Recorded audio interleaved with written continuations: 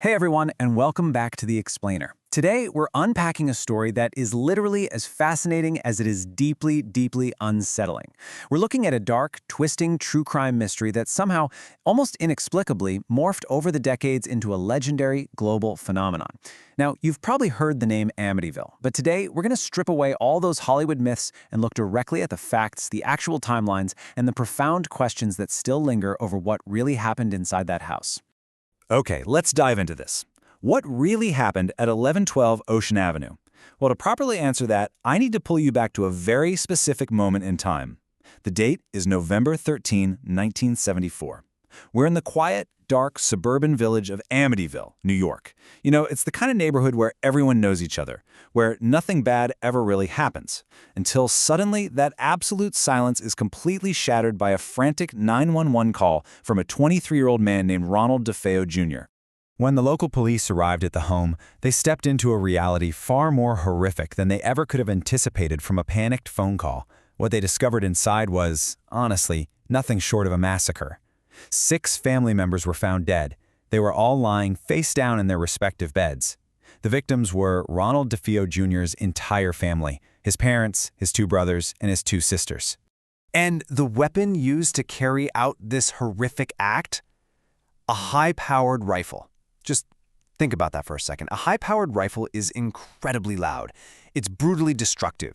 The sheer volume and violence of such a weapon being discharged indoors in the dead of night should have woken up the entire street. Yet, as investigators began to process the physical space, they found themselves facing a string of baffling contradictions. Let's look at what we're calling the impossible mechanics of the crime scene. There were 0 signs of forced entry into the house whatsoever. There was absolutely no evidence of a struggle in any of the bedrooms. None of the close-by neighbors reported hearing even a single gunshot. And most bizarrely, all the victims remained completely positioned in their beds despite the deafening noise that must have echoed through the hallways. So I have to ask you, how do you fire a high-powered rifle 6 times in a quiet suburb without a single neighbor hearing it or a single victim waking up in a panic? It seemed physically impossible. Part 1. The investigation, motive, and madness.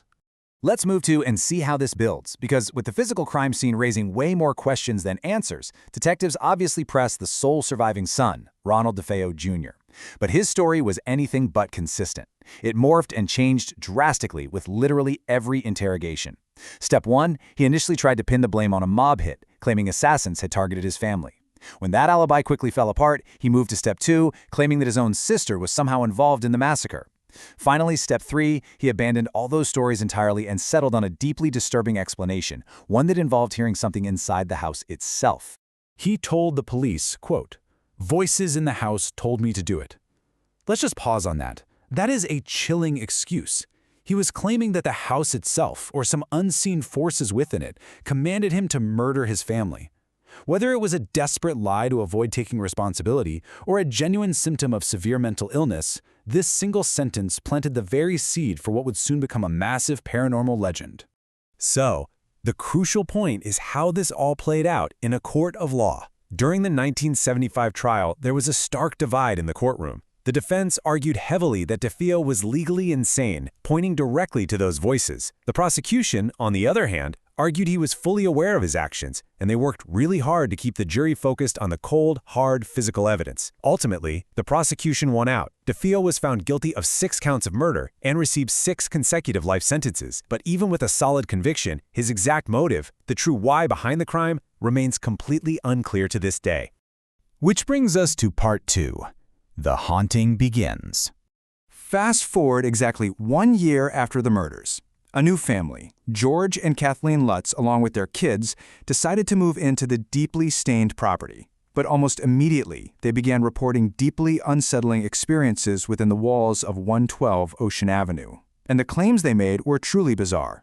They reported sudden, strange odors and extreme, localized cold spots just randomly popping up in certain rooms. They claimed green slime was physically oozing from the keyholes and the walls. They said heavy doors and windows would violently open and slam shut entirely on their own. And overall, they described this mysterious, intensely disturbing presence that just seemed to permeate the entire home.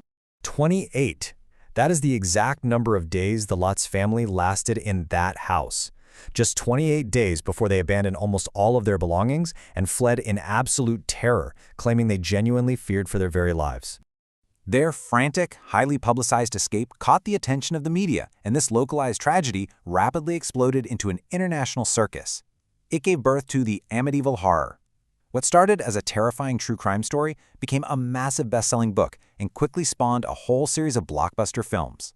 The media machine completely transformed the narrative, blending the horrific real-life crimes with supernatural elements to create an absolute global pop culture phenomenon.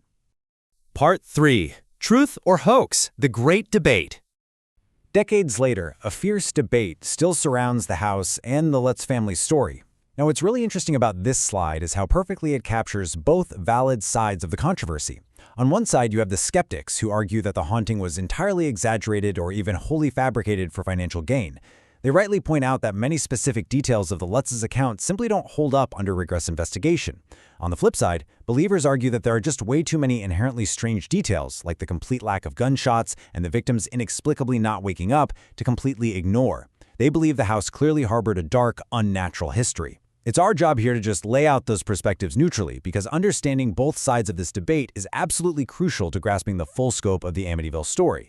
But amid the slime, the flying doors, the books, and the flashy Hollywood movies, we must never lose sight of the foundational truth of this story. The haunting will always be debated. But the murders are 100% real. Beneath all the supernatural lore and pop culture sensationalism, 6 innocent people lost their lives in a horrific act of real-world violence. And this brilliantly illustrates the lingering darkness of the case. We're left with an unresolvable puzzle. A son murdered his entire family in their sleep, and to this day, no one knows exactly why. So I leave you with this final, provocative question to ponder. What truly created the horrors of Amityville? Was it purely the devastating tragic collapse of a human mind? Or is there a blurred line where human psychology ends and something else begins? Thank you so much for exploring this fascinating case with me today. Keep asking questions, keep learning, and I'll catch you in the next explainer.